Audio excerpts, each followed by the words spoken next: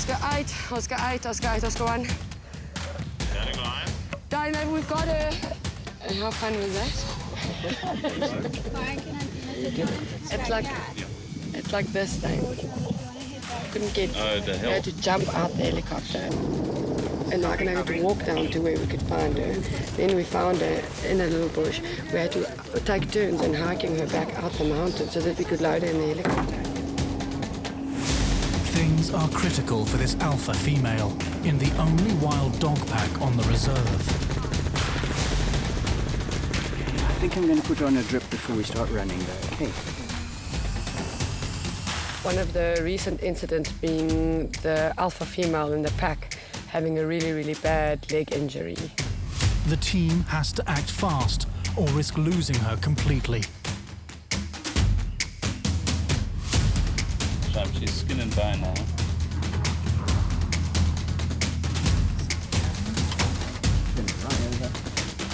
Her injury is severe, possibly from a hyena attack or even lions. Maybe worse, hunting dogs coming into the park with poachers in search of bushmeat. Whatever it was, the team needs to work quickly and efficiently. She is badly injured. There is no time to get her to the clinic, so a mobile bush clinic is set up. Mark started the amputation process as the leg was severely damaged and we needed to unfortunately amputate that leg.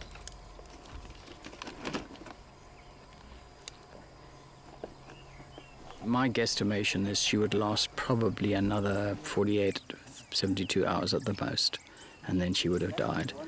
We do as much as we can, even if it's just for one animal. You know, she's the only breeding female that we have at the moment, so we had to do whatever we could to make sure that she pulls out of this all right. She was back with the pack within a couple of hours.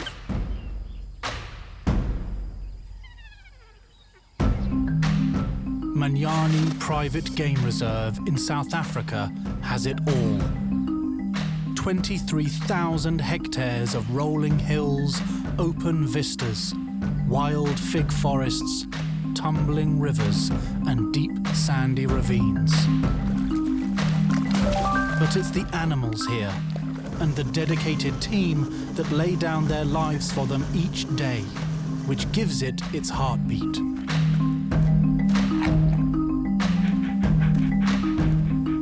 Not to mention the extra teammates that make it extra special.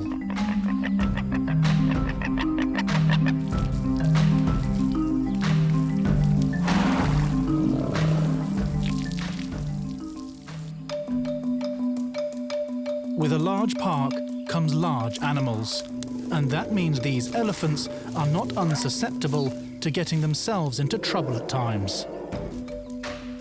They require big management.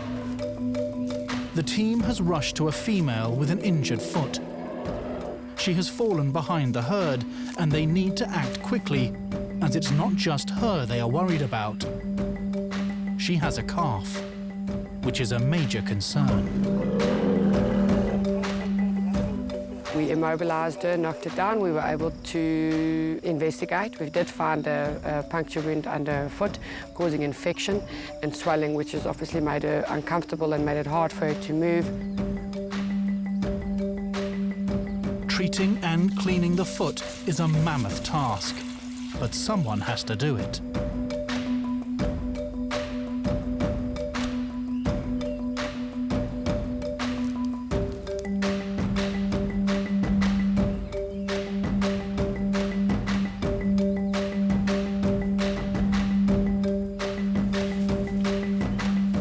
Time, she is up, and relief spreads as she is surrounded by her herd.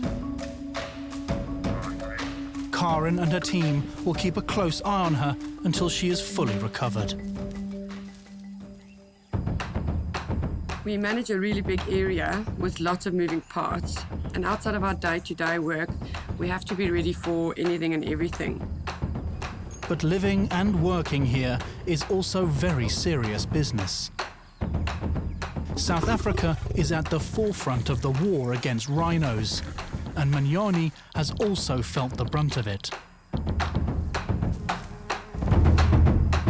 this reserve has a clear conservation strategy, a rhino dehorning project. We often work in very difficult and dangerous environments, having to make split-second decisions, and therefore I rely on the people around me to do exactly what they're meant to be doing. Using a helicopter, a veterinarian darts from the air. It's the safest way, and allows the team to stay with the rhino while the drugs take effect, usually between 4 to 8 minutes.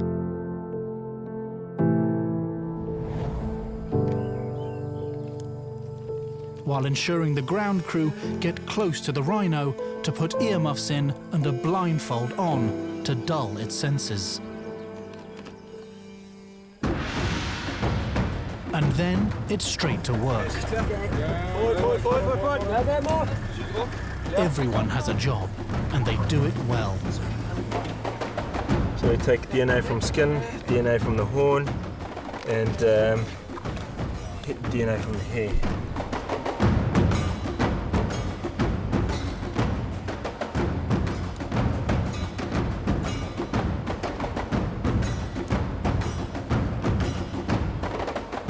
The veterinarian then uses a chainsaw to cut the horn. It does seem quite harsh and quite hard to see, but the animal's not harmed in any way. It's like clipping a fingernail, really. For us, it's critical because that animal is so much safer.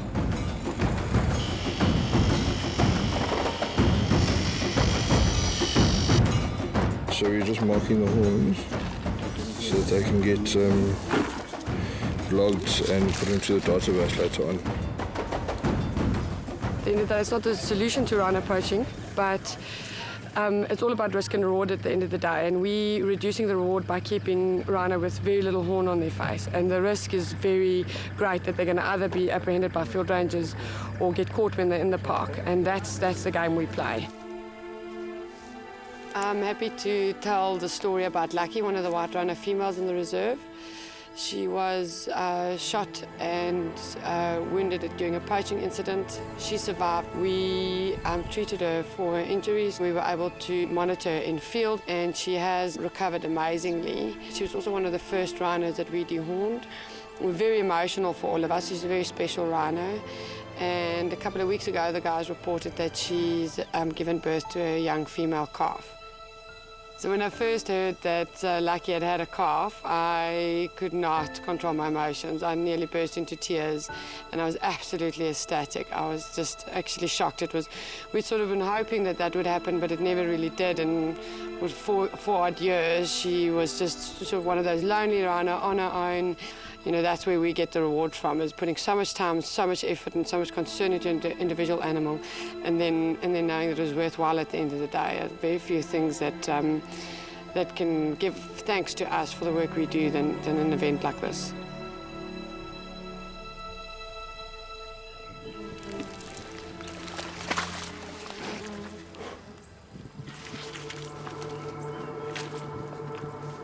The initial feeling is always just excitement and joy, and it's a baby animal, and it's just so cute.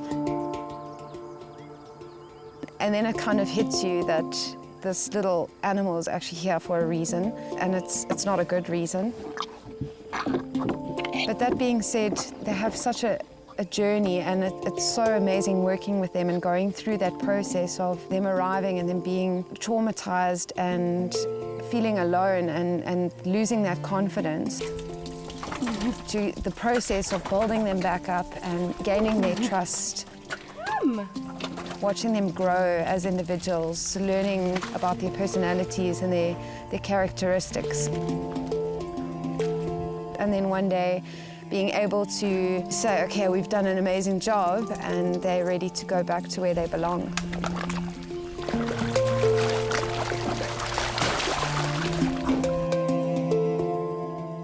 One of my most recent highlights was getting Manyoni to drink a milk bottle.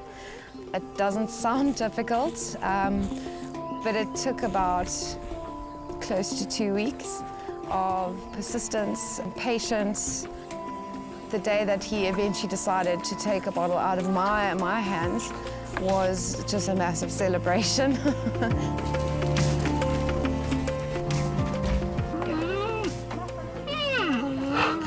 Never did I ever think I would work with hippos. Ridiculous creatures. Hippos are extremely intelligent. I had no idea that hippos were as intelligent as they are. Cute little ears. They're really soft. They feel like marshmallows. I've learned to sit back and listen, and you learn how to work with each different personality. So I think it's definitely made me more intuitive. It's just given me a huge respect for animals. I thought I had respect for animals. Now it's just, every day it just gets bigger and bigger.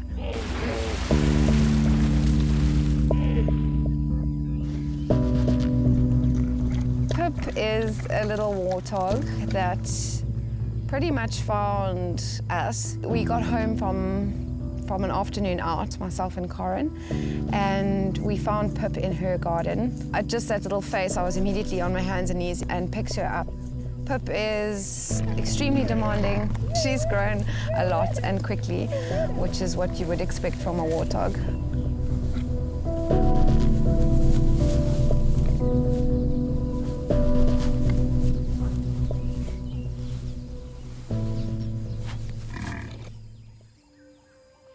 The team has set out on an exciting new project.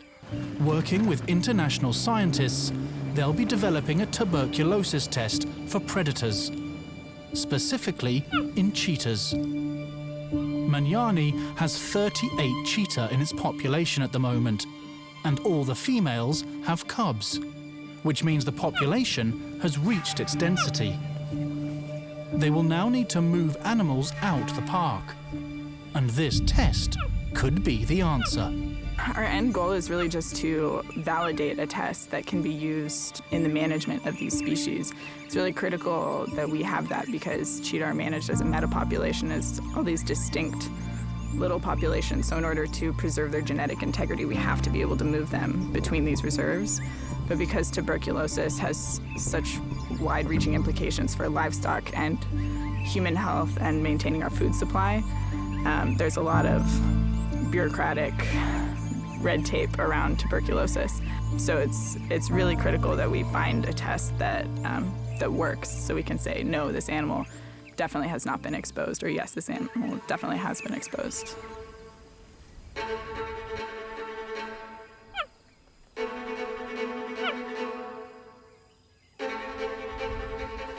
Oscar 1. Do you mind coming with? I might need you to just help me grab her quick.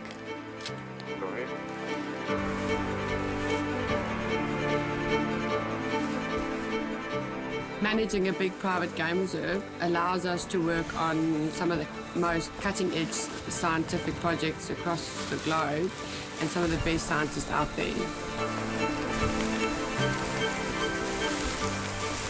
Just so that we can collect a little bit of tissue samples for DNA. Obviously with cheetah, knowing what the genetic profile is important because of the fact that they're quite inbred as it is. So for genetic management purposes, critical. So it would be great to get the DNA of this guy.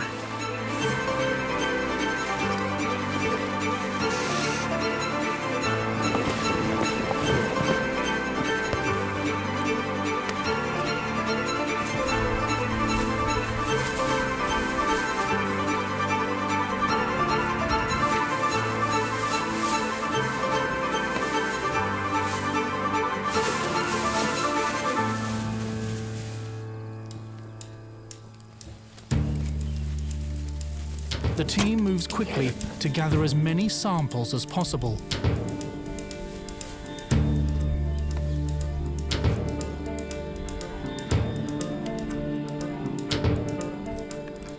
So Manyoni has the largest population of cheetah out of all the metapopulation reserves, which means that we can make a significant contribution towards this tuberculosis test. We need a large sample size, in other words, getting bloods from as many cheetahs as we can in order to get an accurate test or determine whether the test that we're trying to use will be effective in detecting tuberculosis in cheetah.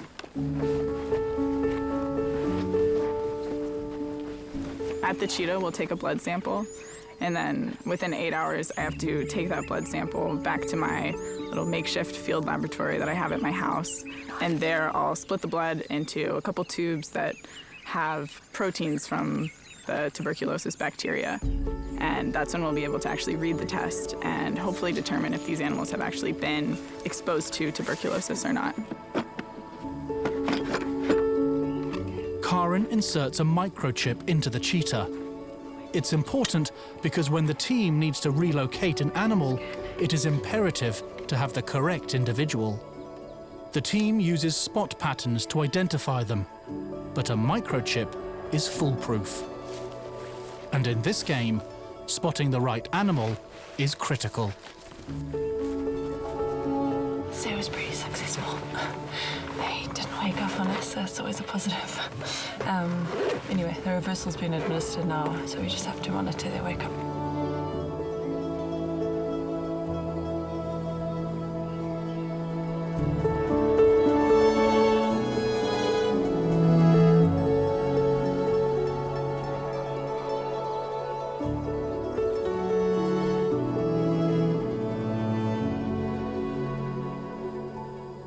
We do what we do because it's a passion and it's our lifestyle.